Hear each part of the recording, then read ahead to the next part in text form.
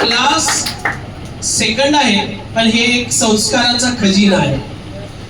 अनेक मुलाचे जे वेगळ्या स्पर्धा घेतल्या, या स्पर्धेमधला जो विषय होता माझा क्लास माझं मंदिर, याचं कारणच होतं की हा क्लास माझ्यासाठी, माझ्या फॅमिलीसाठी जसा एका मंदिरापेक्षाही श्रेष्ठ आहे. मंदिरामध्ये देव असतो आणि देव आपण मानतात म्हणून देव असतो, ऍक्च्युली तो एक दगडाची मूर्तीच असते. तसं या क्लासला माझं पूर्ण कुटुंब एका मंदिराप्रमाणे मानतं आणि या मंदिरामध्ये असणारे माझे हे सगळे चिमुकले मला देवाप्रमाणे दिसतात आणि त्यांची सेवा करणं. जसा एखादा पुजारी देवाची रात्रंदिवस पूजा करतो, पाठ करतो आणि त्याला जेवढं चांगलं बनवता येईल किंवा स्वच्छ करता येईल, ठेवता येईल अशा प्रकारचं तो कार्य करत असतो. आणि तेच कार्य माझ्या हातून घडो हीच मी ईश्वराचरणी प्रार्थना करतो. आणि म्हणून याला मी हमेशा मंदिर हा शब्द लिहितो किंवा मंदिर हा शब्द उच्चारतो. कारण या ठिकाणी आल्यानंतर ते दृष्ट विचार आपल्या मनामध्ये जे असणारे आहेत किंवा जे विचाराने आपलं मन, कारण मन हे दोन प्रकारचं असतं, चांगलं मन आणि वाईट मन. जगामध्ये वाईट मनच एवढं डॉमिनंट आहे जे चांगल्या मनाला पुढे येऊ देत नाही.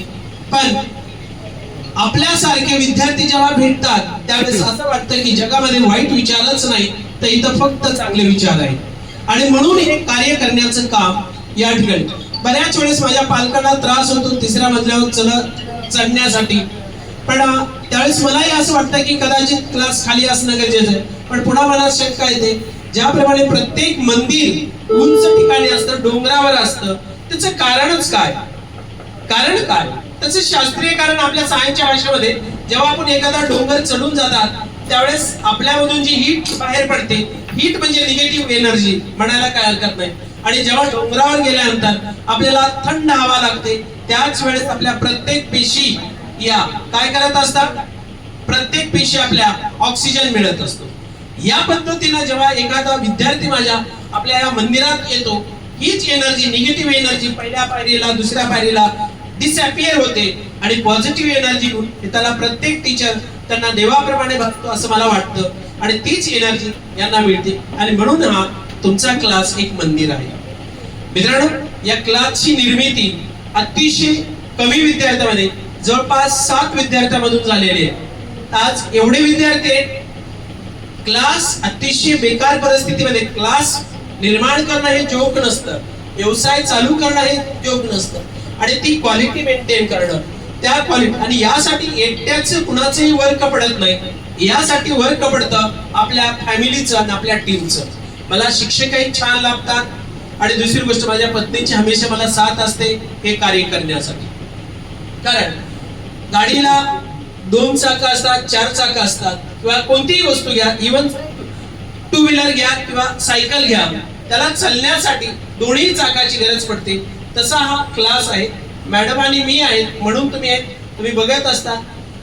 आणि या क्लासनं आतापर्यंत तुम्ही बिलीव्ह नाही, काही विद्यार्थी मी या ठिकाणी लावलेलेच आहेत आणि एक क्वेश्चन मार्क या ठिकाणी ठेवलेला आहे. याचं कारण आहे की तुमचा प्रत्येकाचा फोटो मी तिथं बघतो आणि माझी अशी इच्छा असते की तुम्ही स्वतःचाच फोटो, कारण त्या फोटोसाठी भांडणं लागले पाहिजे. सर उद्या माझाच फोटो तिथं येणार आहे, माझाच येणार. अरे मी तर म्हटलं, अरे काल तर ती विद्यार्थीने म्हणली नाही सर तिथं माझा येणार आहे, कारण त्याचा हक, त्याचं पेटेंट मी घेतलेलं आहे त्या तिथं जाण्याचं. आणि हेच इन्स्पायरेशन.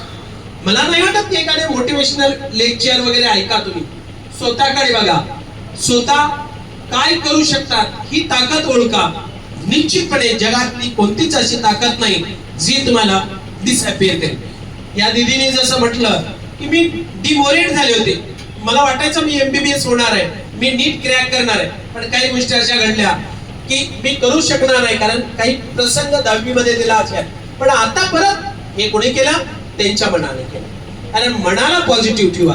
जेवढी एनर्जी तुमच्या बॉडीत आहे, जेवढी पॉझिटिव्ह एनर्जी प्रोड्यूस करतात, जेवढे वाईट विचार आहेत तुमच्या अवतीभोवती ते नष्ट झाल्याशिवाय राहणार नाहीत. आणि आज नाही, जेवढे सायंटिस्ट झालेले आहेत ते फक्त म्हणतात मी हे करणार आहे आणि ते सक्सेस होतं.